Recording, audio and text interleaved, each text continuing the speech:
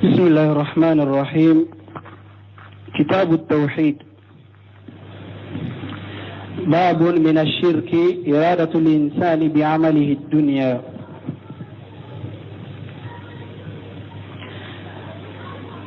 وفي الصحيح عن أبي هريرة قال قال رسول الله صلى الله عليه وسلم: تعس عبد الدينار، تعس عبد الدرهم، تعس عبد الخميصة، تعس عبد الخميلة، إن أعطي رضي وإن لم يعط سخط، تعس وانتكس، وإذا شيك فلانتقش. طوبى لعبد أخذ بعنان فرسه في سبيل الله أشعث رأسه مغبرة قدماه، إن كان في الحراسة كان في الحراسة، وإن كان في الساقة كان في الساقة، إن استأذن لم يؤذن له، وإن شفع لم يشفع. بسم الله الرحمن الرحيم، والصلاة والسلام على نبينا محمد وعلى آله وأصحابه وسلم تسليما كثيرا. سبحانك لا علم لنا إلا ما علمتنا إنك أنت العليم الحكيم. أستغفر الله الذي لا إله إلا هو الحي القيوم وأتوب إليه. اللهم انفعنا بما علمتنا وعلمنا ما ينفعنا وزدنا علما. بي أرابا سوية هجرية باكلاني كمناني أن بناني أن الشبي شهر سفر من هجرة سانكالو فلانا بسوني ومغاني كنونتوناي ميلاد النصارى وكجات بافلان مغان وورو سانكالو شبينا بسوني تاني فلاناي أمبي داودا مسجد رجا وامبو كنو درس الشيخ الإسلام والإمام محمد بن عبد الوهاب أكا كتابو كنو كتاب التوحيد بندمي ناكو أبي مشرك يلا هذا مدينكا إكا لا غرباروك كجيانيني أن يدرسوا دوتمي بندينا حديثا من كلانان كبي o hadisa anya sarahu deresu temene wakati ansoro hadisa ka fayda wudela bi ambe wuli yoromi wa yustafadu min al hadis ambe fayda wudo soro ni hadisa la folo anna an-nasa qisman kama sababa hada madewu nyetila yoroma fulade kome ante menala chugumi jiya de jiya kanubaga aka hammi beye jiya ani lagara de la kanubaga aka hammi be lagara kasi dembe jiya bolo dembe lagara bolo wariyato ali ibn abi talib de lakafo akori tahlati dunya mudibira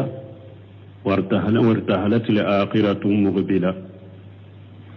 ولكل واحد منهما بنون فكونوا أبناء الآخرة ولا تكونوا أبناء الدنيا. اليوم أمل ولا حساب وغدا حساب ولا أمل. علي بن أبي طالب أكو جيا وليلا أتاتورو أليك بانتورو أتاتورو laghara wulila anye shiramma anatodo akon nonu fula be dembu bolo dembe jiya bolo dembe laghara bolo ako ayeke laghara dewnye akana ke jiya dewnye bi jiya nyana ma sigi mi ambala jiya sigi mi ambala bara de beya facilité ya folo de bara de beya folo وكل غرف يفس فسلي بارتي ولا حديثي غفل فوجي أن يفكتم نفف لنا أن الذي ليس له هم إلا الدنيا قد تتقلب عليه الأمور. هل سيأير أنكم غمي يرد نحم سيتالا نجيات كو بسك يلما بلو ولا يستطيع الخلاص من أدنى أذية وهي سوكة بخلاف الحاجم جيا دند جيا كانوا بغاد ني حمسي تالا ني جيا تكو بسكا يلما بولو أو أتسكا هرا أيركتسي ني تورا فتني يا سورة أتسكا أيركتسي كابواما كومي هاري موني سوغو min ka hammiye jiye ko ben turu kun ka bolo ko be yere ma bolo a do be se ka ke yere har ni tora fitini ya surate se ka tore mbo yere ka misal le ko mi hari ngoni sogodi ani mugmi bi khilaf al hajim alladhi la tuhimmuhu dunya nin jiya kanu baga ale ni mogote kelenye mogo min nye cesiri baga ye ni ale hammite jiya la bal arada li akhirata ni hammite jiya la le lagara de nyini wala mu yansan nasibahu min ad-dunya aw amanyina ala ya ka jiya ko munun bilaka ku ladaga ye ku ke amanyina wulu fana ko yuke wa qanna bima qaddarahu Allah lahu alaya wasadu alay millati ga ikiya kuna ya wasadu la donc ni ani min ka hammi be jiyu te kelenye anyo do hadisa in kono sabana annahu yanbaghi liman jahada fi sabilillah faida sabana hadisa ina akaka ni mu'min ye jahadu ke alaka sirala annahu yanbaghi liman jahada fi sabilillah akaka mogoye min be jahadu ke ala kasirala allan takuna hammahu almaratib ika hammi kana ke jiya joyoruye min be jahadu ke ala kasirala kaka ika hammi kana ke jiya ka joyoruye bal yakunu hammuhu alqiyama bima yajibu alayhi ika hammi ka ke de min wajibri ka duro sariya la ika jonoye ika hammi ka ko ode imma fili hirasati ni garadingali ke ka gardinge ke jihadula no de wajibu ka i jonoye awi saqat ube minye ka tokkele bolo kofe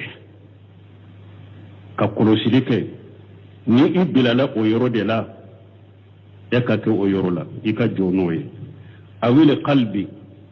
ube kele yoro dusukun yoro no yubila yoro de la eka ke o yoro de la awile jambi ube kele yoro kere mana dusukunye munye kele bolo chamanche no yubila yoro de la i joni o ye eka ke o yoro la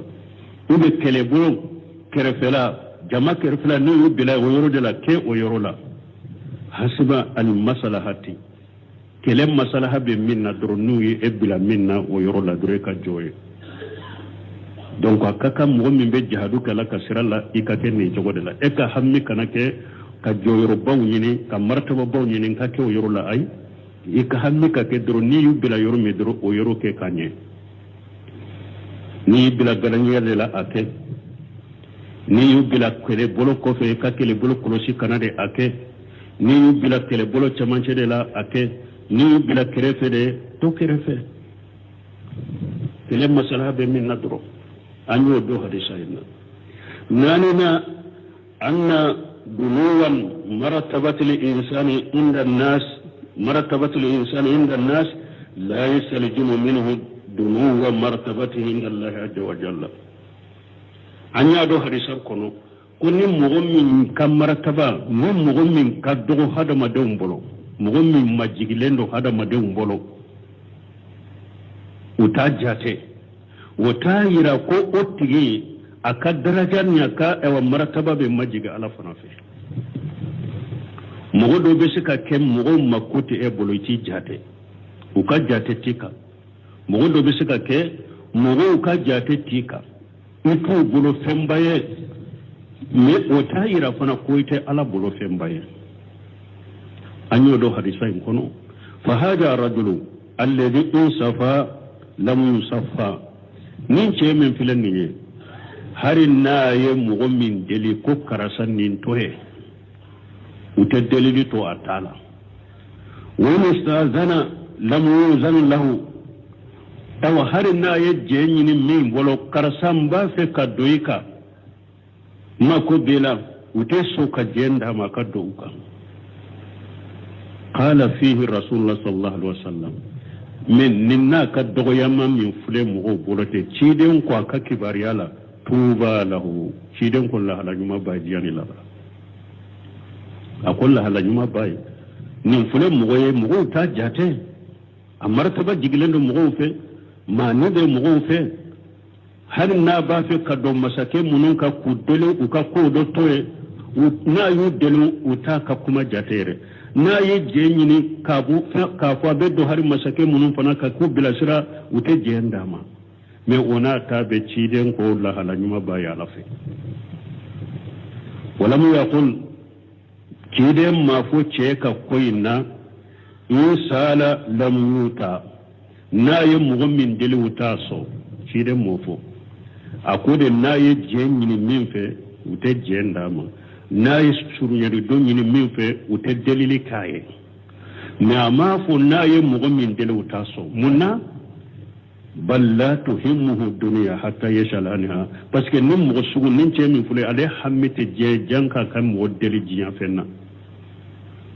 wala to ci de ma dalili yoro parce que jiya ale ka hammite jiya janko na mo deli jiya fendola wodi ya to ci de ma ka dalili fo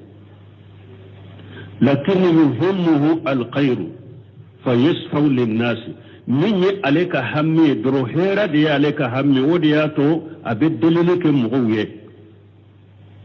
ka surunyali don ke mugoye parce que abe hera fe mugoye mais ale ma ko te jina janko na mugo dalili na folola wodi ya to ci de ma ka dalili ko fo abe hera de fe wodi ya to abe surunyali don ko mugoye ويستأذن للدخول على جميع سلطة لمصالح الأمة أو أبي جيمين مساكيو فانا فين كدو مساكيو كا أتي جيمين كدو مساكيو كا ني أيريكا نفايد سلامة بيكا نفا أبي جيمين پورو كدو مساكيو كا سلامة بيكا نفا دي كما donc ate jenyini masakew fe kado kana yire nafay abe jenyini masakew fe ni islama bede kan nafay donc ni hadisa nyen ni fayda nanu surala fihi masail فيه مسائل الأولى إرادة الإنسان الدنيا بعمل الآخرة فيه مسائل نمبوندا كيرو دوبا كونو مسائل دوبا كونو الأولى فلو إرادة الإنسان الدنيا بأمل الآخرة هذا ما دينك جيانيني كالله غرباروي وهاجا من الشرك وهم مشرك يدي مغوم الله غربارو ni ebu ke puru ka jiya joyoro do de soro ube ka jiya nafolo do de soro ube ka jiya tanuni do de soro ka jiya martaba do soro ni ni mushriki ade min billahi rabbaraw ke puru ka jiya ni nuye ni ni shirku de li'annahu jala amala al-akhirati wasilata li amali ad-dunya parce que ni Allah rabbara ke siraye puru aleka jiya nafaso ayella gara barake siraye pour akajiya ka bahara usoro fayatiga ala qalbin hubbu dunya aw jiya kanu be dante me adusukun kono hatta yuqaddimaha lil akhirati fo abe jiya bilal akhirati ni mu'min kera ni chogola jiya kanu de be bonya dusukun kono o be ke sababu abe jiya bilal akhirati abe jiya talla akhiraka والحجم والإخلاص تسري مني أن يدسون كنسي مني أن يجعل أمل الدنيا للآخرة هذا ما دون تيكا جابارو كبرو أقول لشي لا غرما يكا جابارو دي كبرو يكا جابارو كلا غرا كما تسري نندي دسون كنسي نندي يكا جابارو كلا غرا كما الثانية تفسير آية هود الثانية مسائل فلنا تفسير آية هود سورة آية هود تفسير آية هودي كآيات توسير أن يوفو وقد سبق ذلك وفورا قدمه. من كان يريد لحياة الدنيا وزينتها نوفي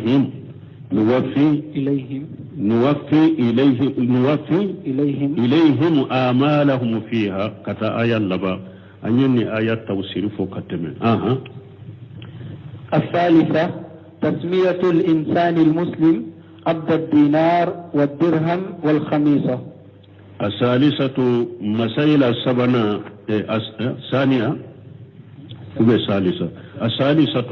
مسائل السبنة تسمية الإنسان المسلم عبد الدينار والدرهم والخميصة. أن يدو حديثا كنو مسائل سبنة هذا مدين دو بشكا ولي هذا مدين سلامة دو بشكا ولي كو ديناري جو درهم جو دروكي جو.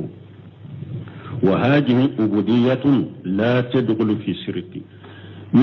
مغم نيكرا ديناري جوني إكرا درهم جوي إكرا دروكي جوي نين جونيا تايرا كو نين جونيا مانا تكي دو مشرك يفنا كنو ما لم يصل بها إلى حد الشرك نا ياسرو إكا درهم جونيا نيكا ديناري جونيا نيكا دروكي جونيا نا ميلا سي مشرك يا دكريما أتيدو مشرك يا كنو ولكنها نوع آخر يقل بالإخلاص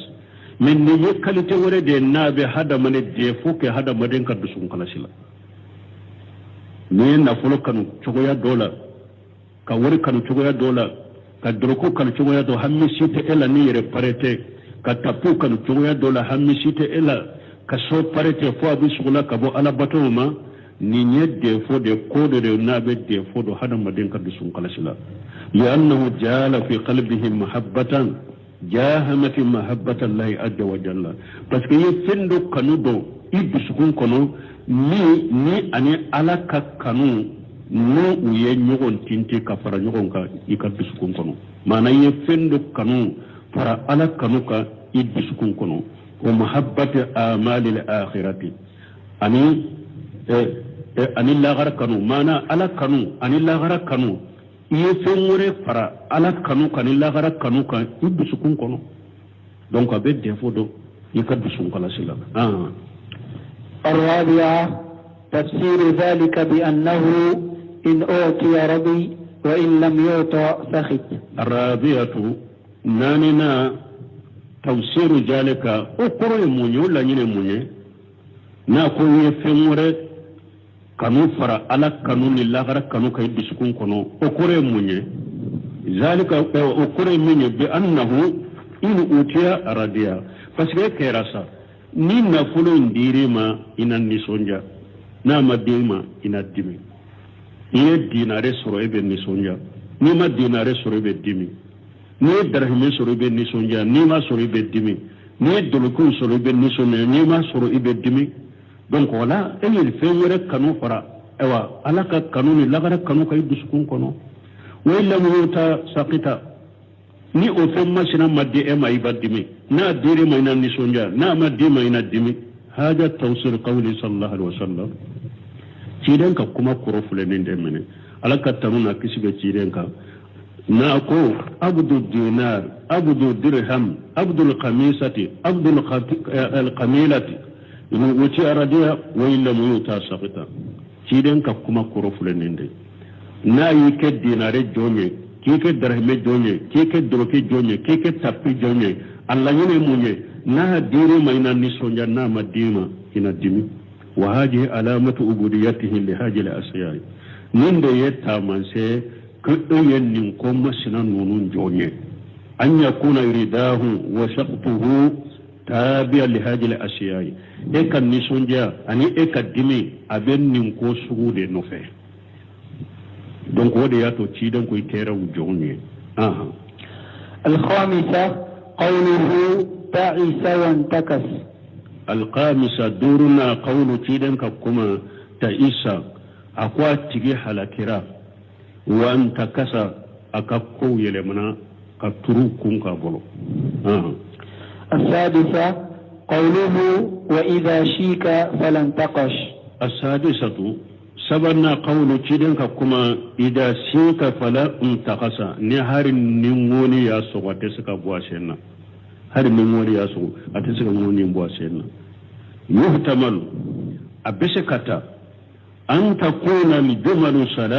ثلاث من جمل من كما سبا من فلنيني من يتعيسى وأنت كثا وإذا فيك فلا انتقص أبسك من جملة سبا من كو سبا من فلنيني قبرا أبسك تيدا ين كباريا كنين تيجي لا حالا ين كو سبا دي أو دعاء أبسك كيفنا تيدا ين تيجي دنگا نين كو سبا وسبق سره ذلك وسره تمنامبلو سره لك تمن السابعة الثناء على المجاهد الموصوف بتلك الصفات. السابعة ولن فلنا الثناء على المجاهد كجهد كلتنو الموصوف بتلك الصفات ما انكتم منو فورا حديثين كنو كان جهد كلتنو نئم ما انكتوه وقوله في الحديث شيدن كما حديثين ناكو توبا لعبدي ناكو هيرا بي يمن بي جوني يدل على صناي عليه من بي دليل ديرنا كو تشيرن اتيغيتانو ايا تيغيتانو وانه هو الذي يستحق كايرنا كو ننتيغي عليه كاكا اني مدها ننتيغي دي كاكا نتانونيه لا أشهاب الدراهم والدنانير وأشهاب الفرس والمراتب حديثاً كنو تشيدن يايرا نين تيغينا مغو نين يمان كتب مغمنا نين دي تنوني كاكا دراهم يدنك وتي دينار يدنك وتي اوا دلان فيشلاو دنك وتي اني جونيرو يني دنك ولوني تنوني مانكا نين نتنوني كاكا نين چه سوغدرو min ni ale ka so karafe de ba boro labben do jahadu kama wakati be abe jahadu ka ka soka ewa jahadu min do fana nu yake gardine de yoro mabe ke gardine nu yake kwa kate ko le belo ko fe abe to akofe ate jo yoro nyini donc ni mo min jahadu kala min kam mo an kutu keran ni nin tanunendo باب من أطاع العلماء والأمراء في تحريم ما أحل الله أو تحليل ما حرم الله فقد اتخذهم أربابا من دون الله. باب من يبونداي من أتى العلماء نمغمني دون كبراو اتغرأوكو والأمراء أنفامو في تحريم ما أحل الله ويم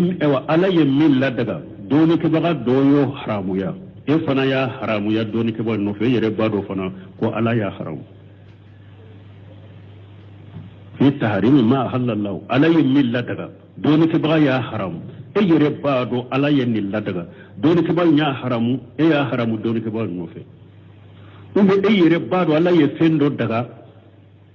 nyema doyo haramuya e yere bado ala ya ladaga e fana ya haramu min nyema inka haramu ya liye aw tahlil ma haramahu ule ala ya min haramu ya doni ke baga doyo ladaga e yere bado ala ya haramu ya fana min doni ke ma ya ladaga e ya ladaga no fi ule masake ala ya fendo haramu ya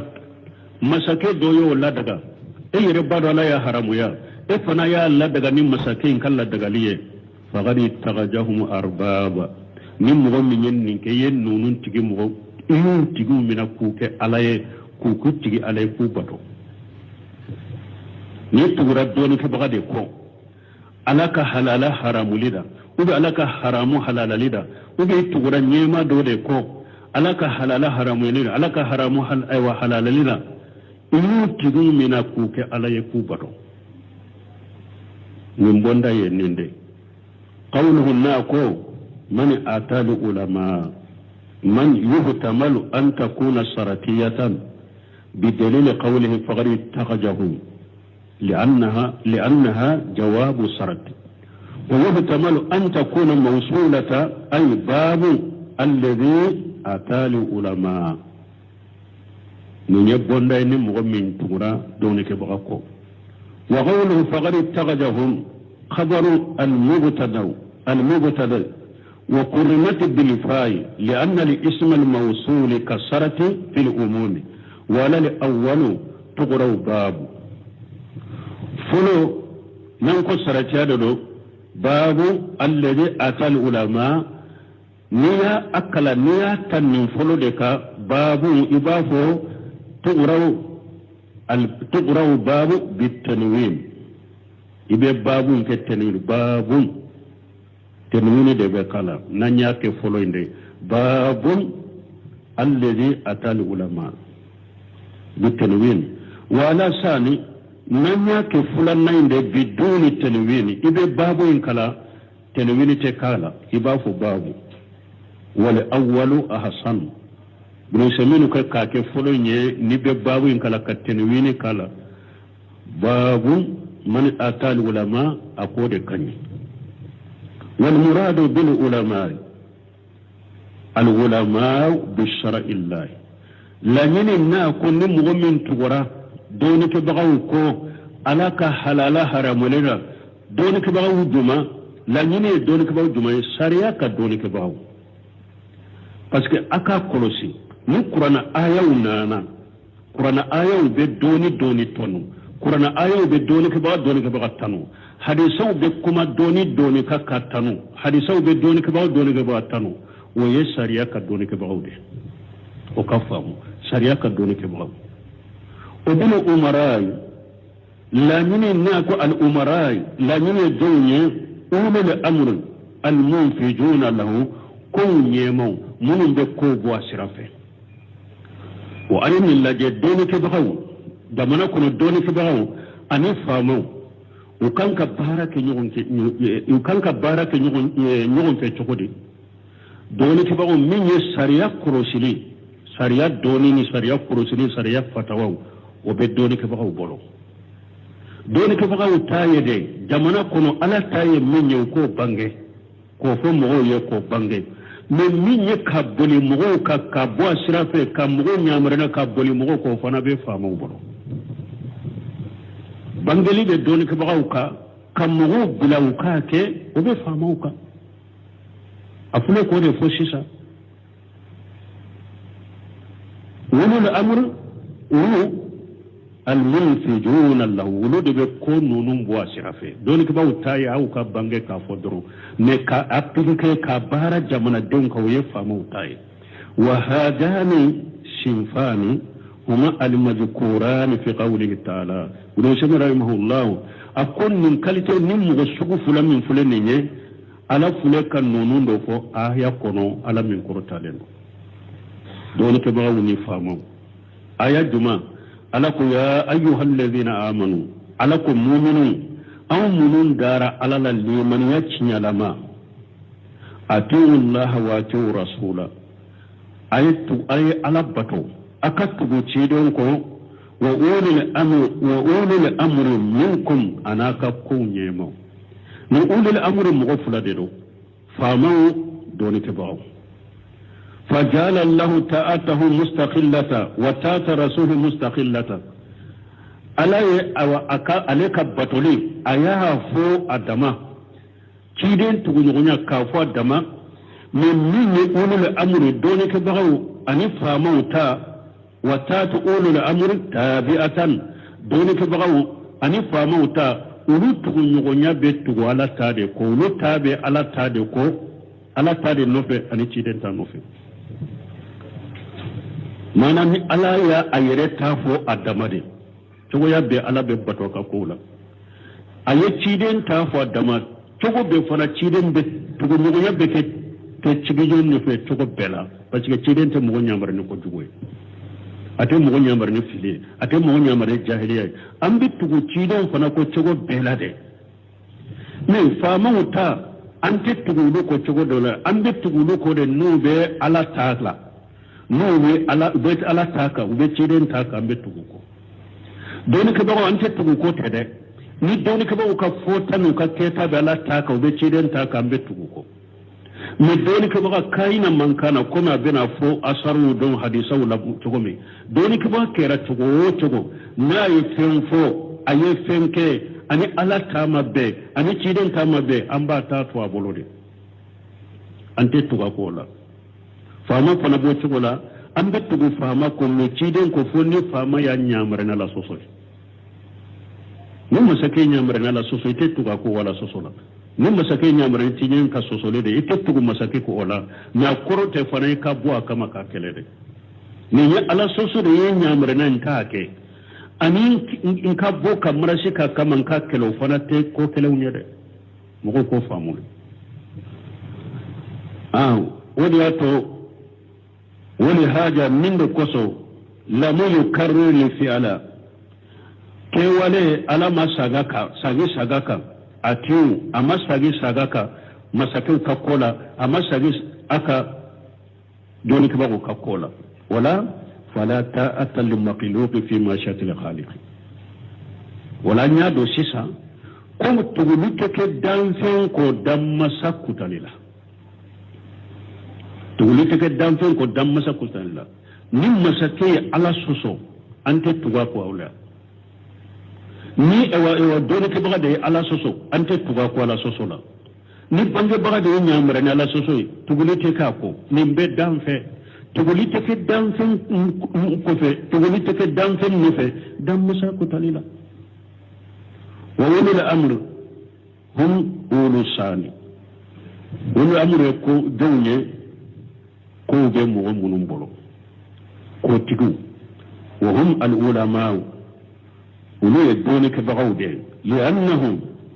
يستندوا إليهم في أمر الشرع والعلم بهم دوني كبغو يقولوا الأمر يرجما سريا فامفلا parce que sariya fimo fenye sariya ko ni doni ko yambo sembe doni kebawdela لأنه سند إليهم في شرعي أم بسريا فانفلا سمبه كتا دونك باودما والعلم به أني كسريا أني سريا دوني وبسمبه دونك باودلا ولو دبون ينبو والأمراء فامو فنا نيمو ولو فنا بدو آية كنو ولو فنا يقولوا لأمر جه لأنه يستند إليهم في التنفيذ الشرعي وإبدائه parce que wulu fana min ye ka sariya bɔ a sira fɛ ani ka sariya latɛmɛ ka boli jamanadenw kan o fana bɛɛ faamaw de bolo donc dɔnnikɛlaw ni faamaw bɛ baara kɛ ɲɔgɔn fɛ nin cogo de la min ye sariya fanfɛya ni ko min nana sariya fanfɛla ni dɔɔni fanfɛla o bɛ sɛnbɛ dɔnnikɛlaw de la a bɛ dɔnnikɛlaw de kan u k'o bange an b'o sɛnbɛ dɔnnikɛlaw de la dɔnnikɛlaw k'o bange mais min ye ka sariya ninnu appliquer mɔgɔw kan k'o bɔ mɔgɔw la ani k'u boli jamanadenw kan o fana sɛnbɛlen bɛ faamaw de ma faamaw de bɛ o kɛ وإذا استقام العلماء والأمراء استقامت الأمور ندوني كبغوا تللا مسكوا تللا كوب السبت كوب تللا ندوني كبغوا جورا تللا مسكوا تللا كوب تللا وبفسادهم تفسد الأمور ندوني كبغوا تيانا فامو تيانا كوب تيانا لأن العلماء أهل الرسالة والدلالة فسك دونك بهو من يك هذا مدون بلا سرا أنك هذا مدون كندا كتفون كلمة وبدونك بهو دي بولو والأمراء من يفهموا فناي أهل الإلجام والتنفيذ من يكفون واجب يا مغوكا أنك كون كوبوكو أبليك كوبوكو سراك مغوكا وفنا بيفهموا بولو donc نين مغفلا نانا كو نانا نين مغفلا تشيانا كو تشيانا قوله ناكو في التحريم ما أهل الله أي في جاله حراما أي عقيدة أو عملا نيتغرا دونك بغاكو فينا في التحليل ما حرم الله علي من حرام يا دونك بغا يا الله دغا يتغرا دونك بغاكو ولا معنى من قول في التحريم ما أهل الله على يمين لدك ندونك با يو حرام يا وبفهما أي في جاله حراما أياك حرام أي عقيدة أو عمل أكد بسكن نصر الله معنى أي ألك حرام دو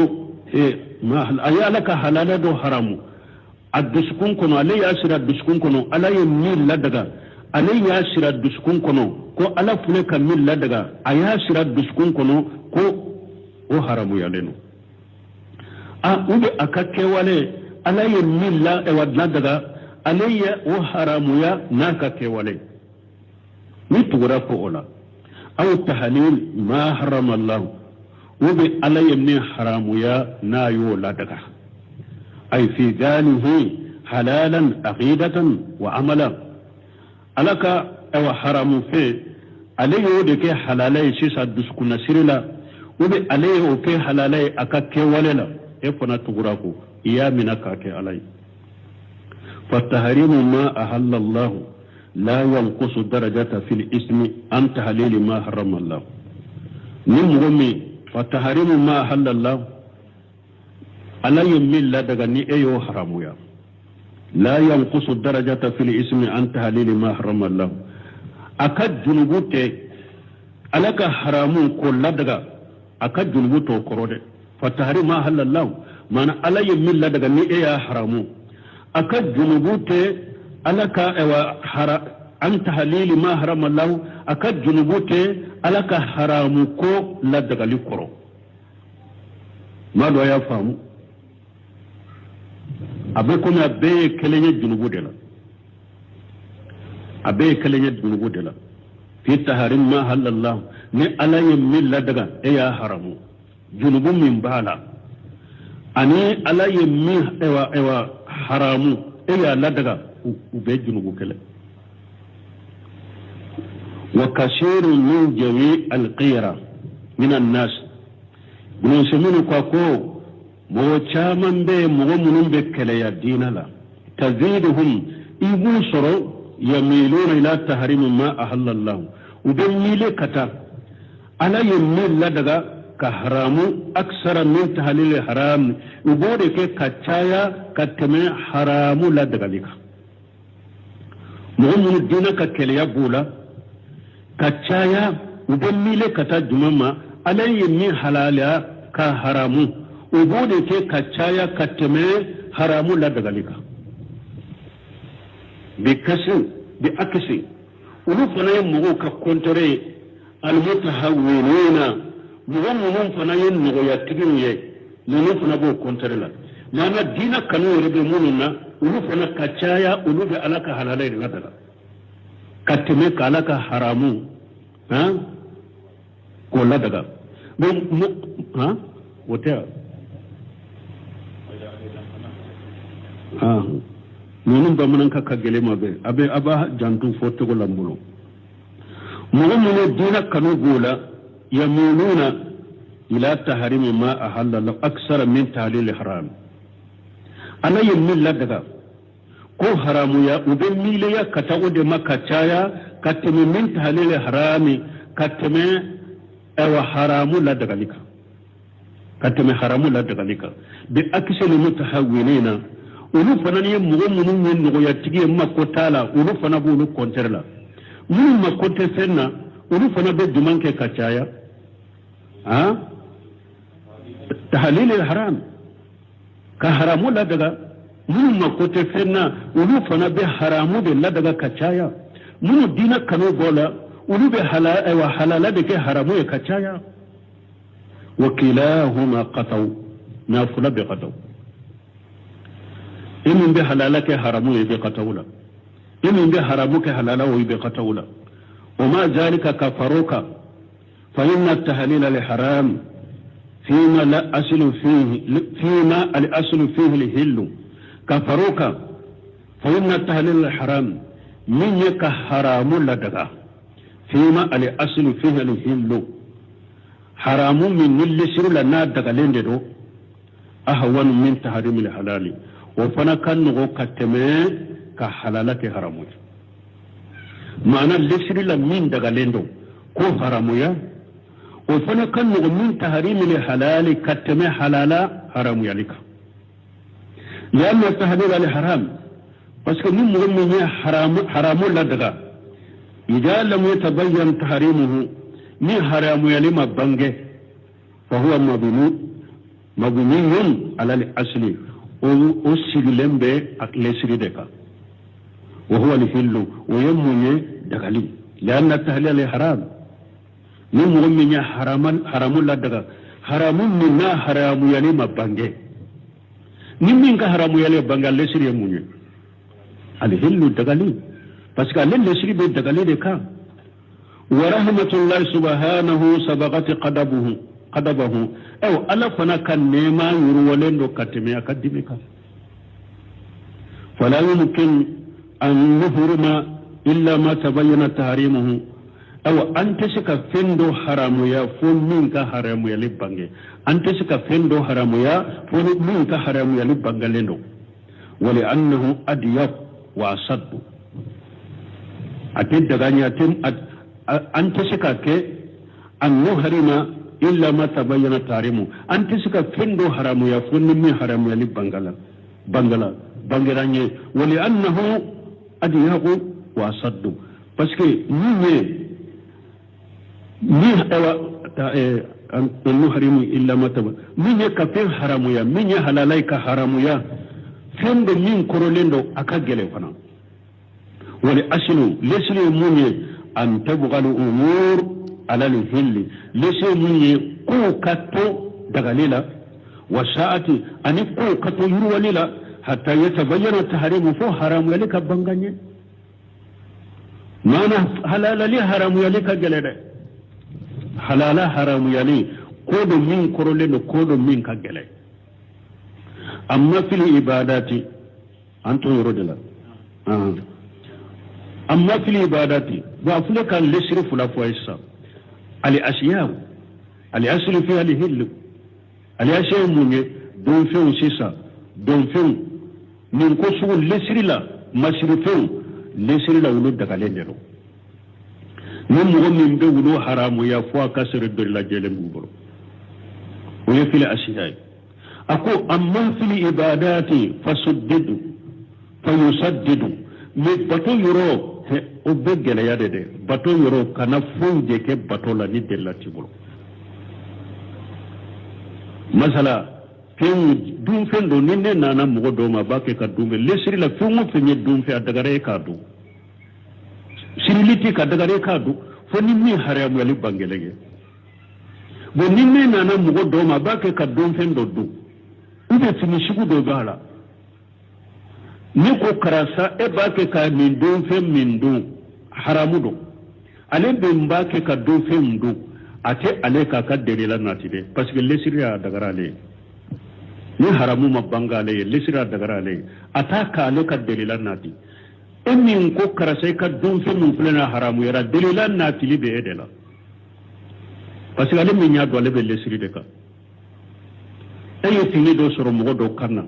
e ko karasa min fini haramu elendo ale min ye fini indo ata ale kana ni delila ide ka fo munna yenni fini do ka delay juma ni yenni fini do ay delila natilita aleka parce que lesire la dagara ale yede yemmi ko fini do ni haramu yede wenani delila parce que lesire la dagara de ni famurawa me bato yoro ambo gelaya de bato yoro fana ni mugon nana mugo masisa abake ka bato do ke ka baraje ni nae e ko karasa ni ye bidiya ibe bato min na bidiya do an ka bato munya ke bidaya funye ke ay emin bake ka bato inke ede kana ni delila min ba ayira ko bato do ni delila ti bolo qur'ana ni sunna la bidaya be de bolo abede kay be make ebe mbake ka bato inke abe ede kay kana ni delila min ba ayira ko bato do no ma se kana ni delila sisa ko bato do abe ke bidaya bolo akan ni lesir fula fam amma fil ibadatu fayusaddidu فيسدد باتو يرو امبو جلياري لان لاصل لمنو باسكو باتو يرو لسري لا يبني لندو اي كان باتو كي والتحريم اني باتو حرام دو بلو حتى يبينه الشرع سرو فو اكسر السريا يباتو يمبني لسري لا يبني لندو اي كان باتو كي حرام يلندو كاي كان باتو كي فو اكسر السريا يندو باتو بندي كما قيل كم كبيت لا تقومي ولأسل في الأسياء في اللو لسر لا jiya ka masiru jiya ka dunfew jiya ka few nemo lesiri la jiya ka nemo lesiri la wulu dagaranyere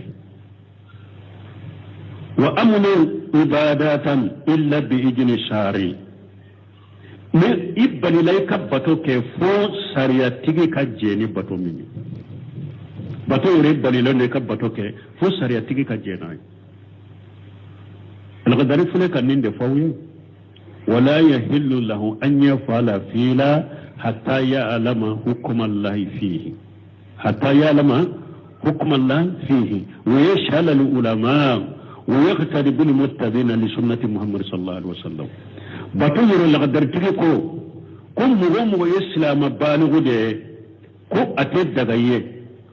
ika fuyi ke batola wala yahillu lahu an yafala fila hatta ya'lama hukm Allah fihi ate daga ika fuyi ke ala batola fuyi kala ka kiru do la foro fen fi kuma de do ni ba fu ka baraji ne nyine nay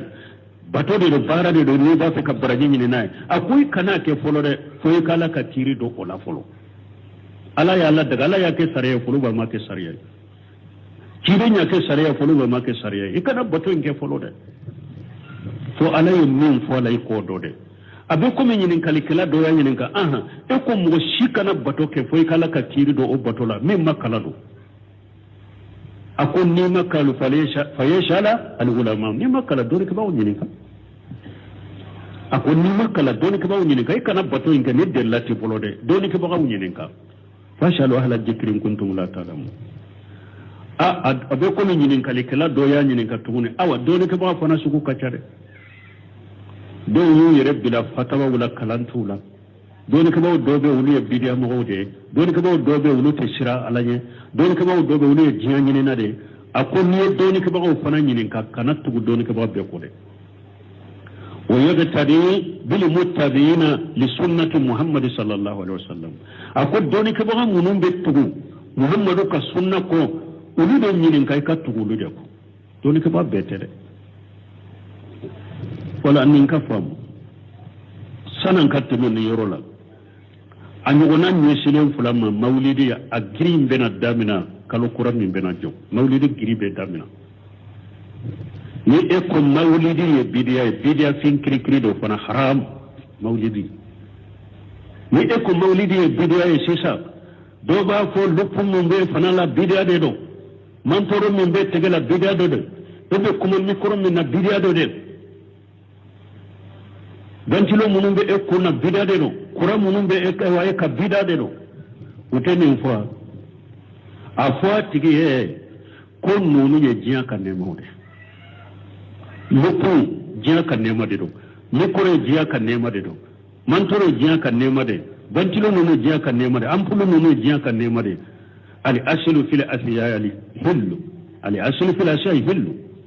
lesri la nunu daga ranya lesri la ne ka mantura daga rin kado in min ko manturo yi ni bidiya dalila na to qur'ani ni sunna kono min ba yira ko manturo bidiya ke dalila min be qur'ani sunna kono ko mi ko bidiya wudde la yira nake dalila min be qur'ani sunna kono bol ko bantilo bidiya e ko qur'ani bidiya do wudde la yira nake nunu ni ala kan ne mawde ala ko nunu de ma tuma mi suratul nahl kono ala ye jian ne ma munun na ya ke شيدن تلالا نيامو نسو نفلو أيوفو أكو يخلق ما لا تعلمون أقوم بنا نيمو دودا بنا يلنن كفيهم دودا حربي شيدن نسيبو أو تمونون دو نونون دغرا نينو نونون دو مولودي اي مولودي تبيداني براجي نينو دو وتفان كله على كو قرآن كنو فين من يجيا كان نيمو منو فلان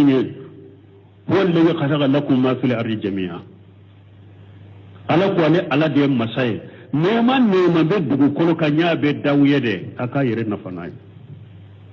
ala inne ka mantoro danye nema den kenyere na fanay ala ni koro daka ke nema den kenyere na fanay ala bantino daka ke nema den kenyere na fanay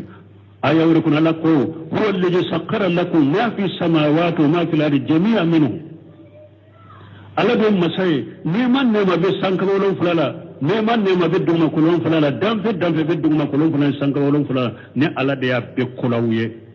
abe bora ne ala de fenya be kolawye jinya ko nunun daga lendo be hada madenye me mawlidi yoro ala ko cugodi al yawm akmaltu lakum dinakum ebe mawludu kani dina de ebe mawludu kani baraji nyine de ala fana ko qur'ana kono ciden ka heju laba ka jolen to arafa akobbi nyaka dina utima ye nye dina dafawi ni aya be jigi dommi mawludu tunde dina kono imam na maliki ko de ma kunni aya jigi do man lam yakun yawma dina falan yakun al yawma dina maliki kunni aya jigi do min tunde dina kuna ko do te siga ke dina mawludu tunde dina kuna do mawludu bidiya fule ninde qur'an aya kono jiya ne maula tunami cide nana madina aya suru tamaro no ba fe tamaro muso ka denke ubeta yele tamaro jando de ka tamaro chema ka kando tige kana ka yele tamaro muso mai ka kata shirama abe denke cide nana madina yusuru ninna cide mu ye minke do be do sembe kari do bolo be kari do be seka sayre ciden ko ako ayen nintoy aw ben ninke mun kama uko na men ninke tamaron te denke hari na ye denke te jencha manke ciden ko danze ben ninna ayen nintoy ne alla ya latige tamaron ka denke be denke hari nin ninte o sani madinan kawye ube min ko ka tamaron lo ya toy tamaron ma dencha manke unana wuya nye fo ciden ne ako antum alam bi amri dunyakum ako aka jinya ko aw yere da bodo sisa nin fana ka famu de nu ko ni ciden ko aka jiya ko yere de be a nyedo o ko o la nyini te fana de ko fe mo fe ni jinya ko de fana ciden senta la sariya senta lo fana te de mana misaliya la yala musonya ciden tumbe musonya kewa muso wo de be kan musonya do ciden te musonya do wala tamaro tigu ni bara u de bado ne ta do la nyini yoninde antum alam bi amru dunyakum wala min ye diya neman ye mɔgɔ kana ulu ni dina fanfɛla bato i kanu ɲagami ɲɔgɔn na dɛ fɛndɔnbaliya de da y'a to kalanbaliya de b'a to o la de i b'a dɔn ko jamana in kɔnɔ ko kalanbali ka ca jamana in kɔnɔ hali karamɔgɔbaw la parce que i bɛ karamɔgɔw de ye u bɛ nin kuma fɔ k'u ko mawulidi ye bidiya ye mantoro tɛ bidiya ye wa mikoro ninnu tɛ bidiya ye wa est ce que n'a y'a sɔrɔ mɔgɔ min kalanna ye kuranna faamu kalan b'a la a bɛ nin fɔ yɛrɛ ko minnu tɛ lesiri kelen ye diɲɛ nɛɛmaw lesiri la olu dagara fo ni delila nana ka mun haramuya mɛ wa diina komi bato fana la i balilen de don ka bato dɔ kɛ ka bɛ wa baraji ɲini dɔ kɛ ka bato de kɛ ko i bɛ baraji ɲini fo i ka delila sɔrɔ donc fo mɔgɔw ka ninnu faamu ninnu ka différence u ka faranfasiya ka bɔ ɲɔgɔn na donc mamadu min filɛ nin ye o ye bidiya de parce que mɔgɔw b'o kɛ batoko de kama ciren ko sallallahu alaihi wasallam man ahdasa fi amrina haja ma laysa minhu fa huwa radd a kamɓe jumana dina ciren ko dina min kono fule min ye a koni mɔgɔ ye ko kura ɗo dina kono ko kura mi ale min ñamare nayi ale ka ñamare ta ka awa i ka baara ɓe sagima de mawlidi ye ko kura de dina kono na cogo dɔ la mani amila amala laysa alayhi amruna fa huwa raddu akoni mɔgɔ ye baara kɛ diina kɔnɔ ale min ɲamara ni baara min ye lagara la b'o baara sagi masara t'a la dɛ mawlidi b'o de kɔnɔ mɔgɔ b'a kɛ sarati ye lagara i ni foyi tɛ bɔ mawlidi kɛlɛ la ni junubu tɛ فإن خير الحديث كتاب الله وخير الهدي هدي محمد وشر الأمور محدثاتها وكل محدثة بدعة وكل بدعة دلالة وكل دلالة في النار تيدنكم باوما تيدنكم أكوكما بنيما يالك كتاب ده kanda beso hera mai ciden ka kanda sirade akoko be juguma ye kokura de dinala akoko kokura be dinala be bidia be fili be tasuma de kono ala kan kisi fili bantiyama balimon nim bonda fana nambe boala donc min ye katugu karamogo ko awa mawlidi la karamogo bawde ko deba sigi karamogo bawde be tasigi arajo la tele wala mu jala mu bele bawdu dowlu bombosi ko min karamogo baw be sega ganon tiga min karamogo baw be sega fenfo deleta min ala ko ittakhadu ahbarahum wa ruhbanahum arbaba min dunillah batokela ايوه امي ايوه بتوكلا تشاما اني برتوا تشاما فيلي لندا كوي ان كثيرا وان كثيرا من الاحبار والرهبان لا ياكلون اموال الناس بالباطل ويصدون عن سبيل الله عليه فقرا نكون اقول وان كثيرا من الاحبار والرهبان على قدونك بغبا تشاما بي بتوكلا تشاما بي لا يأكلون أموال الناس بالباطل وبه هذا ما دون كان نفلو لتركي كدوفو ويصدون عن سبيل الله ومغون ساكيك بولا كسرما مولد واجلي كلامني مولد دغباو يوده دونك بغا جوغو باتو كلا جوغو وتن فويلا ني هذا ما دون نفلو فرانيغون كاتي كاتو كان تركي كتا سيغناي كمغون ساكيك بو على كسرما ني كمغون ساكيك بو سنة ما تشينن تو نيغونيالي ala kan sala kan tanga ala ka famu dama subhanaka allahumma rabbana bihamdika ashhadu an la ilaha illa anta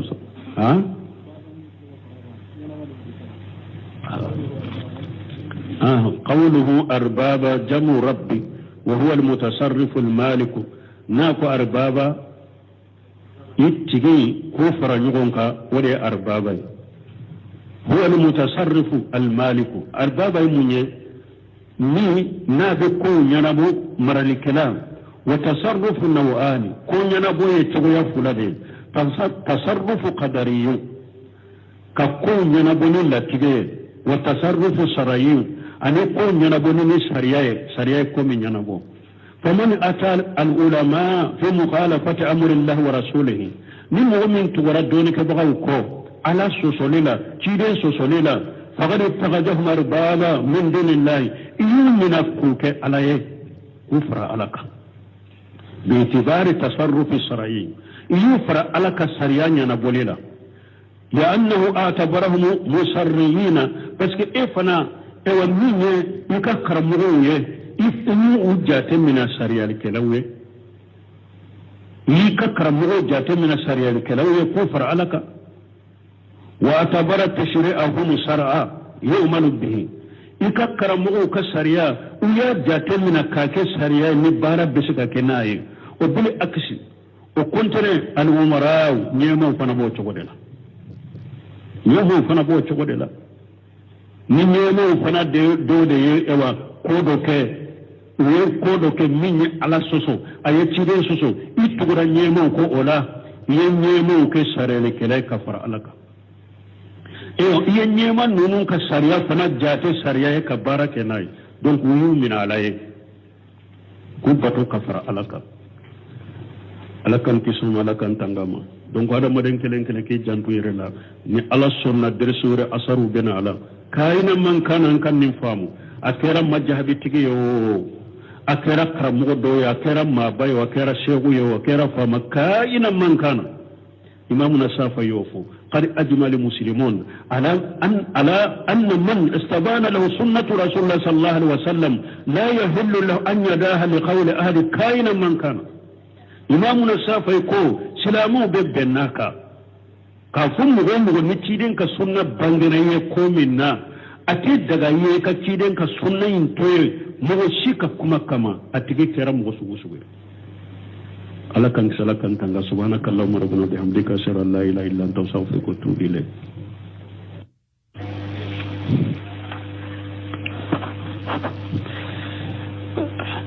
بسم الله الرحمن الرحيم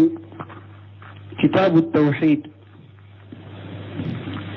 باب من الشرك إرادة الإنسان بعمله الدنيا